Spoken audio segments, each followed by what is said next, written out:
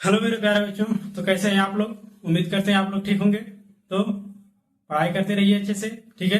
तो कल हमने आपको बताया था, इससे पिछली वाली वीडियो में हमने आपको बताया था रियल नंबर्स क्या होते हैं, ठीक है। आप कैसे पहचानेंगे रियल नंबर्स, ये सब मैंने बताया था, ठीक है। आज इस वीडियो में हम इसको क्या क्या कंटिन्यू करेंगे और क्या करेंगे, उसे क्या क्या जो एक्सरसाइज 2 है उसके तरफ हम बढ़ेंगे, ठीक है। ये आपका रियल नंबर्स का लास्ट पार्ट होगा, ठीक है। इस आज की वीडियो में हम स्टार्ट करने जा रहे हैं आपका बहुत ही इंपॉर्टेंट क्वेश्चन। मैंने आपको कल बताया था क्या, प्राइम फैक्टर निकालना मैंने आपको कल बताया था, कल की वीडियो में, ठीक है। क्या बताया था मैंने? प्राइम फैक्टर निकालना बताया था, उसको मैं रिकॉल करा देता हूं। तो कैसे आप प्राइम फैक्टर निकालेंगे? प्राइम फैक्टर निकालने के लिए जिस तरह से आप एलसीएम निकालते हैं, ठीक है। एलसीएम निकालना आता होगा सबको, तो एलसीएम निकालते हैं जिस प्रकार से आप, उसी प्रकार से आपका करने के बाद आपको को फैक्टर में यानी को फैक्टर आप निकाल सकते हैं, ठीक है। ठीक है, प्राइम फैक्टर या को फैक्टर प्राइम फैक्टर होता है, ठीक है।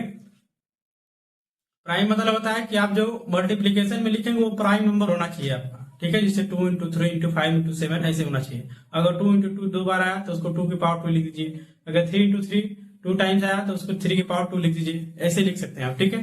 तो आज की वीडियो में हम कंटिन्यू कर रहे हैं उसके एक और टॉपिक के बारे में, जिसका है आपको जब सबके 2 नंबर्स आपको दिया रहे, ठीक है। यानी जब 2 नंबर आपको एक साथ दिया रहे तो आगे देखिए, एलसीएम इंटू एचसीएफ मतलब क्या होता है? First number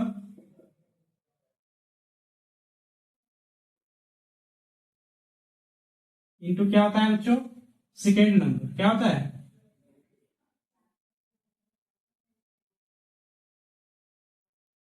second number. समझ में आया? अब इसको प्रूफ करना है, ठीक है। तो मैंने मान लीजिए एग्जाम्पल के लिए ले लिया 16 और 18, ठीक। अब मुझे इन दोनों नंबर का प्रूफ करना है। क्या? इन दोनों नंबर का मुझे प्रूफ करना है कि अगर आप इन दोनों नंबर का मल्टीप्लाई करेंगे तो उसके इसके बराबर होना चाहिए। First number into second number multiply करने पे क्या आना चाहिए बच्चों? आपका एलसीएम इंटू एचसीएफ आपका आना चाहिए, ठीक। तो आप कैसे करेंगे? पहले इसका एलसीएम निकालिए। एलसीएम निकालिए, कैसे निकालते हैं एलसीएम?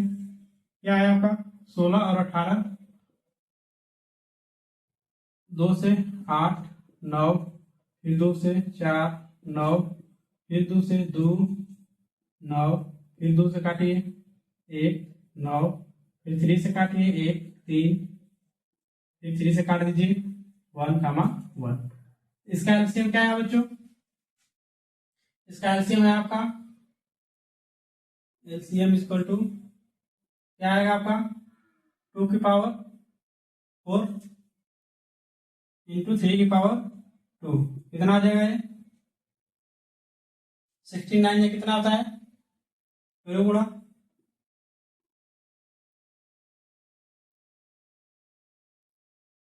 क्या होता है आपका? बोलो। मैं इसलिए नहीं किया हूं कि आता नहीं है, इसलिए क्या होता है कि सब लोग समझ पाए, मैं डायरेक्ट न लिखूं, ठीक है। कितना होगा बच्चों? 144, ठीक। समझ में आया? एचसीएफ क्या होगा? एचसीएफ निकालने के लिए इसको उस तरह के लिए प्राइम फैक्टर के रूप में, जैसे 16 का क्या होगा? 2 × 2 यानी 2 की पावर क्या हो जाएगा? 4 टाइम्स होगा, ठीक। 18 का क्या हो जाएगा?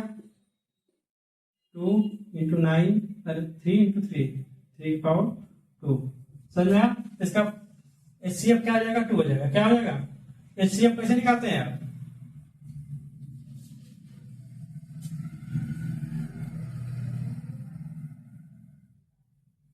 एचसीएफ कैसे निकालते हैं? कॉमन जो आपका फैक्टर होगा दोनों में, ठीक। वह नंबर जो दोनों में आपका कॉमन होगा वही आपका एचसीएफ होगा। तो एचसीएफ बराबर क्या होगा? 2 हो जाएगा, ठीक है, ठीक।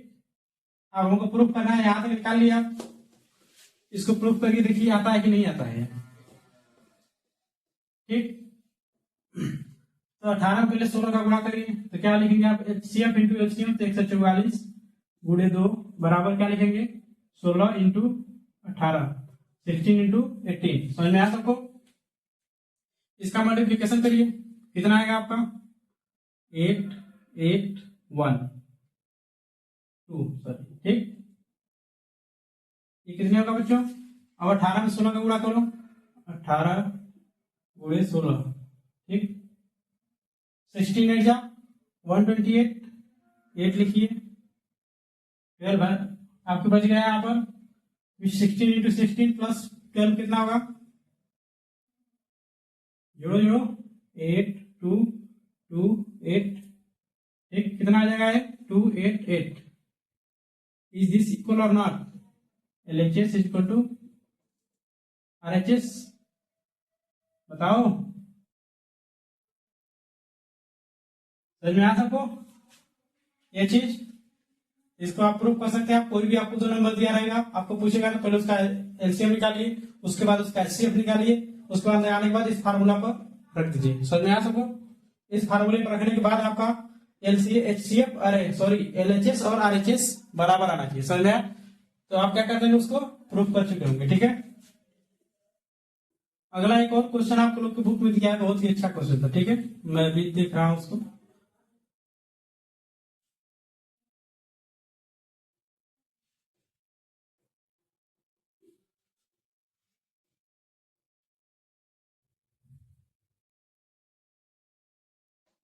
एक क्वेश्चन देखिए, आपका बुक का ही है।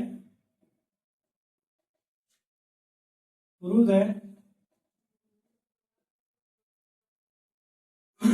दैट 6 की पावर n नॉट इंस विथ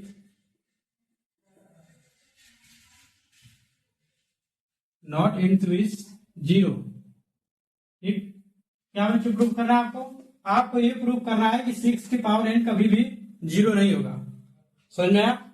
तो आप इसको कैसे करेंगे? ठीक, आप इसको कैसे करेंगे? ठीक,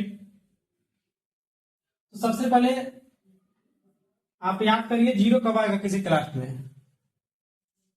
जीरो कब आएगा, लिखिए if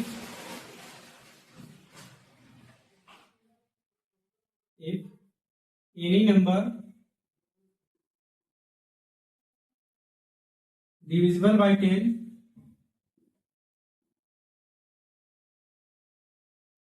and सॉरी डिविजिबल नहीं, यहाँ पर लिखिए ends with zero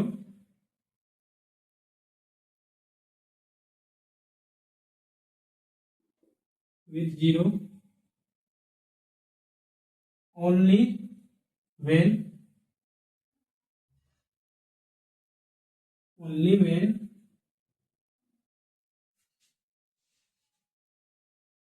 that number is divisible by 10, that number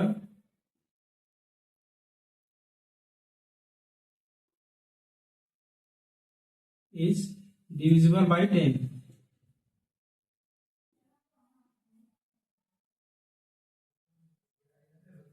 क्या बच्चों, 10।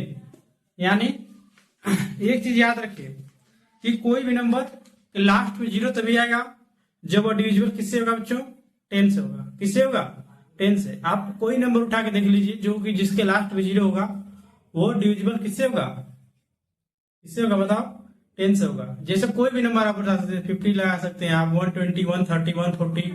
ठीक, समझ में आया? 130 140 160 170 120 समझ में आया? कोई भी आप नंबर उठा के देख लेंगे, कोई भी नंबर जो होगा आपका 10 से लास्ट में जीरो तभी आएगा जब वो नंबर किससे डिविजिबल होगा, 10 से डिविजिबल होगा। ठीक, अगर नंबर कोई 10 से डिविजिबल होगा, देखिए if any number is divisible by 10 then इस फैक्टर क्या होगा इसका बच्चों, बताओ। अगर यह 10 से डिविजिबल होगा तो इसका फैक्टर क्या होगा, देन इट्स फैक्टर क्या होगा बच्चों, 2 into 5 होगा। सही बात है कि नहीं? अगर कोई भी डिविजिबल 10 होगा तो उसका फैक्टर आप करेंगे 10 का, तो 10 का फैक्टर करने पर क्या होगा, वो 2 into 5 आएगा। यानी जब तक किसी भी नंबर के मल्टीप्लीकेशन यानी फैक्टर में 2 into 5 ना आएगा वो क्या वो कभी डिविजिबल हो पाएगा, 10 से, बताइए कभी नहीं हो पाएगा। क्यों? क्योंकि जब तक 2 और 5 उसमें आएगा नहीं तब तक आपका 10 उसमें आएगा नहीं, और जब तक 10 नहीं आएगा तब तक कोई भी नंबर जो है क्या होगा, वो डिविजिबल कभी हो ही नहीं सकता, एंड कभी हो ही नहीं सकता जीरो से। क्योंकि जितने भी नंबर होते हैं जब एंड होते हैं वो जीरो से, उसका मतलब होता है वो डिविजिबल बाई 10 होते हैं। जैसे मैं आपको एग्जांपल के लिए बता दे रहा हूं, देखिए जैसे 1 2 2 4 6 0, क्या ये नंबर 10 से डिविजिबल है? ध्यान से देखिए, इज दिस डिविजिबल बाई 10 और not? Is this true? Is true, because ये जीरो आपका है। अगर आप डिवाइड बाई 10 इसको लिखेंगे तो एक जीरो से एक जीरो खत्म हो जाएगा बच्चों। ये कितना बचेगा? 1 2 2 4 6 बचेगा। समझ में आ सबको? ये चीज आप देख ली यहां से, तो ये चीज सबको समझ में आ गया बच्चों? तो बताओ, अगर ये 10 से डिविजिबल हो गया यानी उसके फैक्टर में क्या होना चाहिए? फैक्टर में क्या होना चाहिए बच्चों? अगर आप फैक्टर करें उसका तो उसके कितना होना चाहिए? 2 × 5 होना चाहिए, तभी तो 10 आएगा ना। 2 × 5 होगा तभी तो 10 आएगा। समझ में आया? ये चीज सबको समझ आ गई? ठीक। उसके बाद आपको क्या करना है, 6 की पावर n दिया है। अब 6 का फैक्टर क्या होगा बच्चों? यहां पर डालिए अकॉर्डिंग टू क्वेश्चन।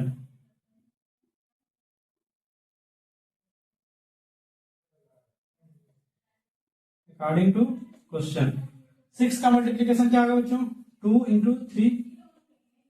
समझ में आया? वैसे ही सेम टू सेम बताओ बच्चों, अगर 6 की पावर n लिखूं मैं तो क्या हो जाएगा? 2 × 3 की पावर n। सही बात है कि नहीं? देखो, अगर 2 में 3 का गुणा करो तो 6 होगा, 2 × 3 कितना होगा? 6। या फिर मैं इसको ऐसे लिखूं या फिर ऐसे लिखूं, क्या चीज सबको समझ में आई? या फिर अगर मैं इस n को अलग कर दूं, अगर गुणा में होता है तो पावर अलग हो सकती है। सबको पता है कि नहीं? ये चीज पता नहीं है तो आप जान जाइए इस चीज को। ठीक, ये हो सकता है 2 की पावर n × 3 की पावर n।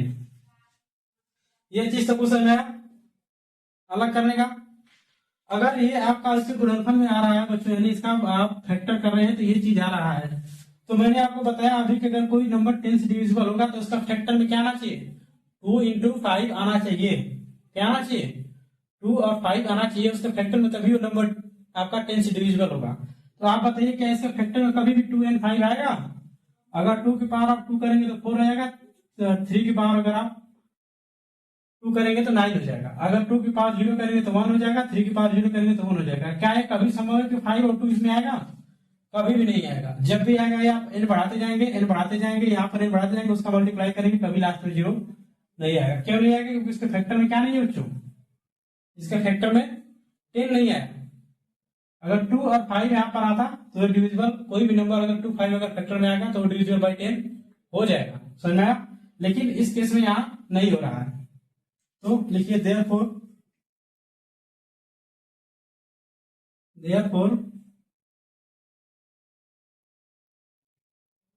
it's therefore 6 की power n never ends with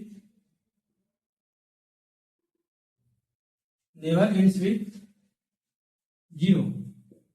समझ में आया? इसका कारण सबको समझ आ गया? क्यों 0 से समाप्त नहीं होगा? एंड क्यों नहीं 0 से होगा? क्योंकि इसका फैक्टर में क्या नहीं आ रहा है? 2 और 5 नहीं आ रहा है। ठीक, इसको लिख लीजिए, 2 × 5 is not factor in, is not factor in किसमें बच्चों? 6 की पावर n। क्या होगा? 6 की पावर n, उसके बाद therefore 6 की power n never ends with 0। समझ में आया सबको? क्यों नहीं होगा? कोई भी नंबर जो होगा 10 से डिविजिबल तभी होगा जब उसके फैक्टर में क्या आएंगे? 2 और 5 आएंगे। समझ में आया सबको? इसको नोट करिए।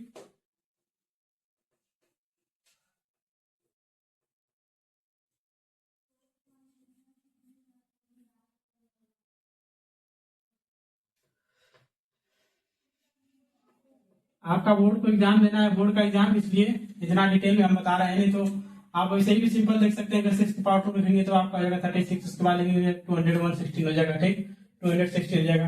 कभी भी ये नंबर आपका 0 नहीं होगा। अगर कॉम्पिटेटिव एग्जाम्स के लिए आप पढ़ रहे हैं तो आप सीधे सीधे पकड़ लेंगे इसको, ये कभी भी 0 नहीं आएगा। समझ में आया? और जो आप बोर्ड की तैयारी करें तो आपको पूरा प्रोसेस लिखना पड़ेगा, ठीक है, तभी आपको नंबर आएंगे, ठीक है।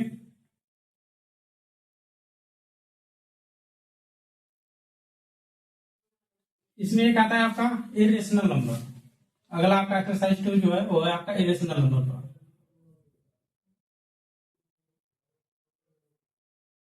क्या बच्चों? इरेशनल नंबर, ठीक है, इरेशनल नंबर। इसका स्पेलिंग लिख लीजिए, IRRATIONAL, इरेशनल नंबर, ठीक।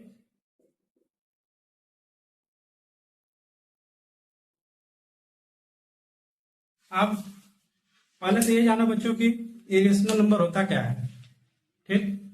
तो पहले ये जानिए कि रेशनल नंबर क्या होता है। तो रेशनल नंबर आप किसी नंबर को तब कहते हैं जब वो P बाई क्यू के रूप में लिखा जा सके, ठीक। P बाई क्यू के रूप में लिखा जा सके या फिर P बाई क्यू के रूप में लिखा जाए और उसका कोई कॉमन फैक्टर नहीं होना चाहिए। समझ में आया? कॉमन फैक्टर मीन्स अगर मैं 9/3 लिखूं, ठीक, तो इसका कॉमन फैक्टर निकल जाएगा। समझ में आया? तो ये आपका क्या हो जाएगा? रेशनल नंबर हो जाएगा। इसको लिखा जा सकता है 3/1। समझ में आया?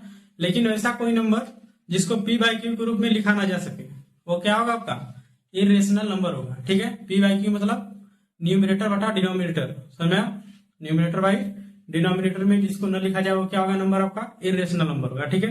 जैसे आपके एक्सरसाइज में कुछ क्वेश्चंस दिए हुए हैं उस पर बेस्ड, ठीक है, जो कि बहुत ही इंपॉर्टेंट है आपके एग्जाम के लिए, ठीक है।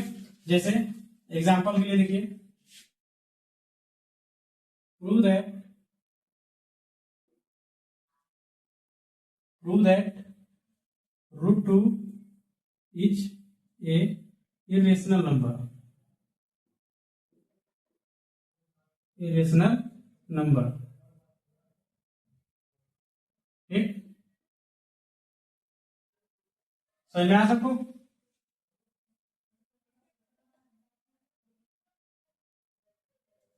ठीक है, आप सोल्यूशन देखिए इसका।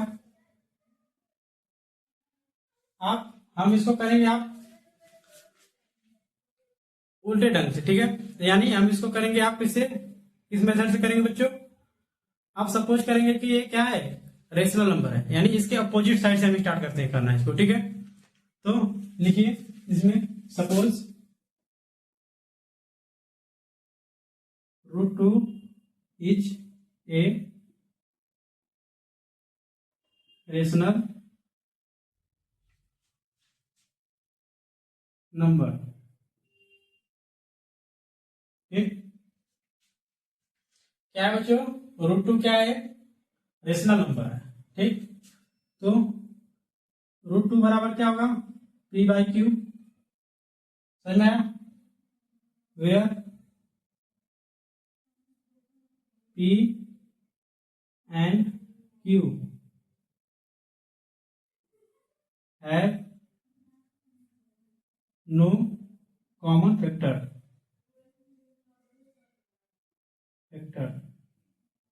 ठीक। समझ में आया? इसका कॉमन फैक्टर नहीं है। समझ में आया? क्या मानना है आपको? जिस भी चीज को आपको कोई रेशनल पीस अगर आपको सिद्ध करना है, ठीक, तो उसमें एक गलती को छांट के लाना है आपको। कौन सी गलती छांट के लाना है? वो जो इरेशनल नंबर होते हैं कभी उनका को फैक्टर नहीं होता, ठीक है। यानी उनका जो मल्टीप्लीकेशन होता है, यानी जो न्यूमिनेटर बाय डिनोमिनेटर होता है उसमें कॉमन फैक्टर नहीं होगा, यानी वही नंबर ऊपर और वही नंबर नीचे नहीं आना चाहिए आपका, ठीक है। तो वो होते हैं आपका इरेशनल नंबर। तो यहाँ पर क्या सपोज किया? P एंड Q है no common factor. No common factor मतलब होता है उसका HCF हमेशा किसका कितना होगा बच्चा? 1 होगा। कितना होगा? 1। यानी किसी भी नंबर का आप अगर निकाल रहे हैं फैक्टर, यानी HCF निकाल रहे हैं, ठीक है, अगर उसका HCF 1 आता है तो वह क्या होगा आपका? वह होगा आपका इरेशनल नंबर, ठीक है। समझ में आएगा सबको? तो लिखिए,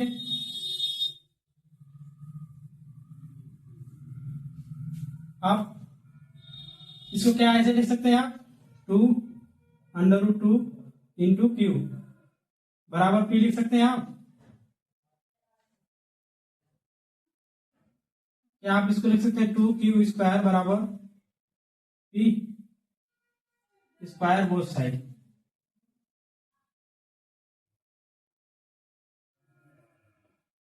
ठीक, सबको समझ में आया? स्क्वायर बोथ साइड, स्क्वायर कर दिए, ठीक है, सबको समझ में आया? स्क्वायर कर दिए तो आप ध्यान से देखिए इसको, अगर ये आपका स्क्वायर हो गया तो अगर 2 इंटू कोई नंबर आप करते हैं तो क्या कोई नंबर इवन हो जाएगा बच्चों? ध्यान से देखिए, 2 Q square equal to P, मैंने इसको लिखा 2 Q square equal to P, यानी 2 इंटू एनी नंबर अगर आप करेंगे तो क्या वो इवन होगा? इवन का रूल क्या होता है? क्या होता है इवन नंबर? इवन नंबर वही नंबर होता है ना जो क्या होता है आपका 2 से डिविजिबल हो जाए, वही तो होता है आपका इवन नंबर ना। तो देखो यहाँ इवन नंबर होगा कि नहीं होगा? ठीक है, तो इसमें क्या लिखें आप? If 2 cube square equal to P square, it means P क्या हो गया आपका बच्चों? पी स्क्वायर क्या हो गया? इज इवन नंबर,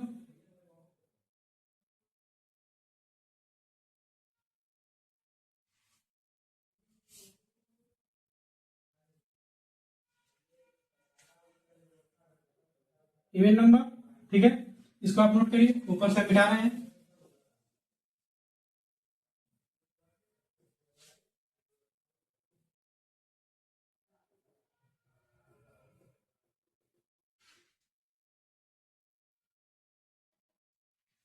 अगर पी स्क्वायर आपका इवन नंबर है तो पी क्या होगा बच्चों? If P square is a even number,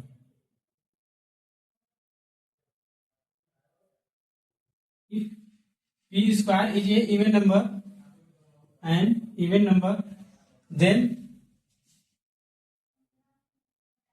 p is also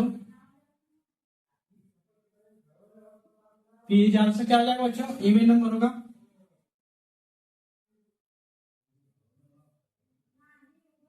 क्या बच्चों आप बताइए, कोई भी इवन नंबर का स्क्वायर इवन नंबर ही होगा, या फिर कोई इवन है अगर उसका स्क्वायर करोगे तो इवन ही होगा। जैसे मैं अगर लिखूं 4 का स्क्वायर क्या होगा? 16 होगा। क्या है? इवन है? यस और नो? 2 का स्क्वायर 4, क्या ये इवन है? यस। 8 का स्क्वायर 64, क्या ये इवन है? तो इवन नंबर का स्क्वायर हमेशा इवन होता है, तो जो नंबर होगा वो खुद क्या होगा? इवन होगा। समझ सको? अब even number is equal to even number, मान लीजिए, क्या बच्चे मानना है आपको? मान लीजिए कोई नंबर है, कोई भी नंबर जो 2 से मल्टीप्लाई होगा क्या वो इवन नंबर हो जाएगा? तो यहाँ मानिए p is equal to 2k, ठीक, यहाँ पर आप क्या है? ये इज ये कोई नंबर हो सकता है, ठीक, एनी इंटीजर, ठीक है, समझ में आ सबको? यहाँ पर क्या है? कोई के क्या है?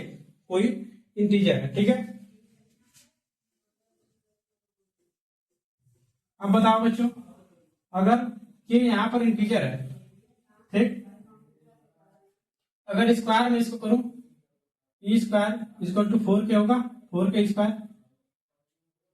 समझ में आया सबको? क्या होगा बच्चों? 4 के स्क्वायर। अब पी का वैल्यू वहां से रखो, पी का वैल्यू क्या था? पी का वैल्यू था 2 क्यू स्क्वायर इक्वल टू क्या था? यहाँ 4 के स्क्वायर, ठीक, यानी क्यू स्क्वायर क्या हो जाएगा बच्चों? 2 के स्क्वायर। अब ध्यान से देखो बच्चों, क्यू स्क्वायर खुद 2 इंटू के स्क्वायर हो गया। के क्या है? कोई इंटीजर है, कोई भी इंटीजर है, आप उसको 2 से मल्टीप्लाई कर देंगे क्या फिर वो इवन बन जाएगा? ध्यान से देखो बच्चों, यहाँ पर यहाँ क्यू स्क्वायर क्यों है? क्योंकि यहाँ पर मैंने क्या लिखा था पहले आपको? पी स्क्वायर, अरे 2 क्यू स्क्वायर इक्वल टू क्या था बच्चों? पी स्क्वायर आया था पिछले पेज पर, समझ में आया सबको? तो ये यहां से आया। देखो, अगर क्यू स्क्वायर कोई इवन नंबर हो रहा, इवन नंबर क्यों हो रहा? क्योंकि कोई भी नंबर जब 2 से डिविजिबल हो जाए, 2 से मल्टीप्लाई हो जाए, ठीक, कोई भी नंबर 2 से मल्टीप्लाई कर दोगे तो क्या वो इवन नंबर हो जाएगा? यस और नो? यस। जैसे मैं कहूंगा 9 है, 9 क्या है? Odd number. अगर इसको तुम 2 से मल्टीप्लाई कर दोगे बच्चों तो क्या ये इवन नंबर बन जाएगा? यस और नो? यस, इवन नंबर बन जाएगा। तो लिखो if Q square is equal to 2k square, it means क्या हो बच्चों, जो आपका क्यू है वो क्या है, इवन नंबर है।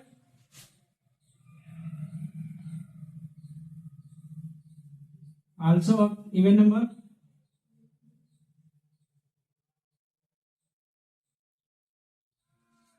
सबको समझ में आया?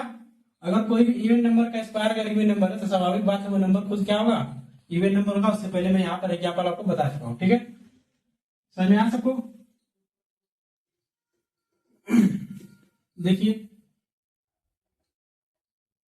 ये हो गया आपका इवन नंबर, समझा? ये क्या है आपका इवन नंबर है, ये भी इवन नंबर हो गया, ठीक।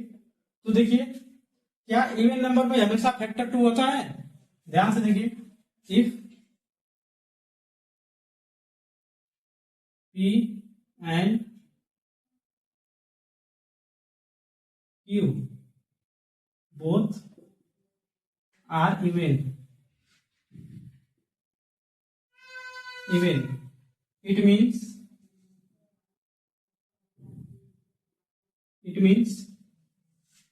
क्या बच्चों, इट मीन्स मतलब इसका मतलब ये होगा बच्चों कि कोई भी नंबर अगर इवन है तो उसका फैक्टर क्या होगा, ऑलवेज 2 होगा।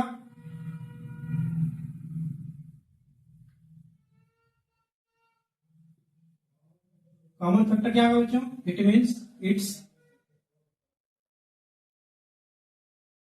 कॉमन फैक्टर क्या होगा बच्चों, फैक्टर कितना होगा बच्चों इसका, ऑलवेज 2।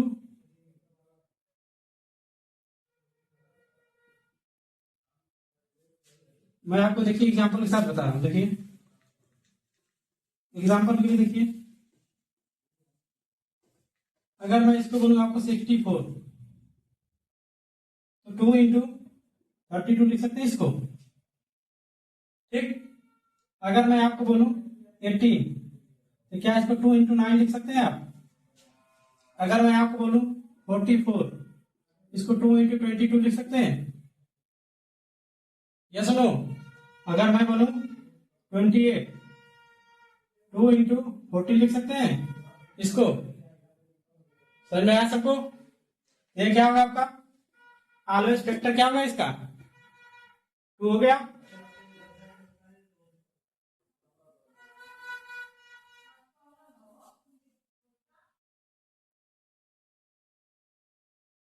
ठीक है,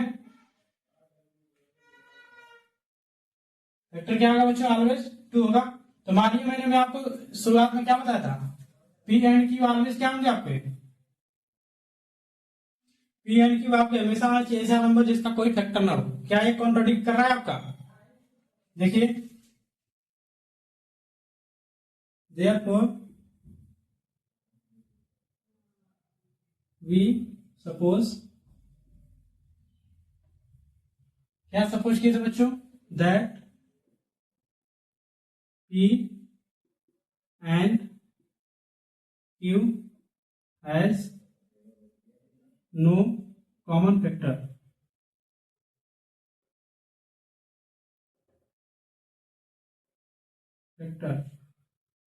but we, हम क्या पाए बच्चों, we got कॉमन फैक्टर। इसका कैसे कॉमन फैक्टर पाए बच्चों, पी एंड क्यू दोनों का कॉमन फैक्टर पाए, क्या पाए, Q. So we contradict our assumption,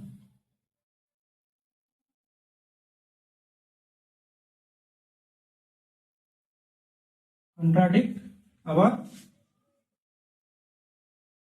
assumption। it means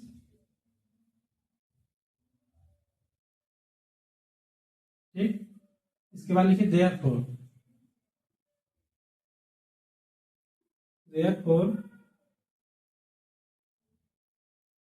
√2 always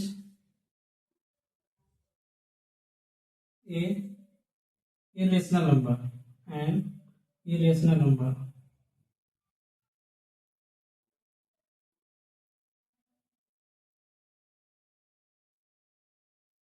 ठीक, क्या होगा बच्चों, एक इरेशनल नंबर होगा। इसी तरह से सेम टू सेम आप प्रूव कर सकते हैं √3 का, √5 का, या 2 + √5 या 2 √7 आपके एक्सरसाइज में दिया हुआ है। मैं देख दे रहा हूँ कौन सी एक्सरसाइज में है। आपके एक्सरसाइज 3 में आपको, एक्सरसाइज 2 में आपको दिया हुआ है prove that √5 is irrational number, या फिर आपको एक्सरसाइज 2 में यही दिया हुआ है कितना, 2 + 3 + 2 √5 इरेशनल नंबर। ठीक है, जितना भी आपको दिया सेम टू सेम इसी मेथड से आप जाइए, सेम टू सेम ऐसे ही करिए आप, और लिखने की प्रैक्टिस कीजिए बच्चों। ठीक है, केवल लिखना है आपको। अगर मैं आपको बताना होता तो मैं एक लाइन में बता देता आपको इरेशनल नंबर एक इरेशनल नंबर, लेकिन आपको बोर्ड को एग्जाम देना है तो आपको लाइन बाय लाइन आना चाहिए। ठीक है, समझ में आ सको तो आप इसको अच्छे से समझिए, जिसको ना समझ में आए वो दोबारा देखिए इसको बैक करके। ठीक है, समझने के बाद आपको खुद से प्रैक्टिस कीजिए। आपके एक्सरसाइज 2 में 4-5 क्वेश्चन दिए हुए। ठीक है, प्रैक्टिस कीजिए, इसी के साथ आपका फर्स्ट चैप्टर समाप्त हुआ। ठीक है, तो आज के लिए इतना ही, मिलते हैं कल, तब तक के लिए धन्यवाद।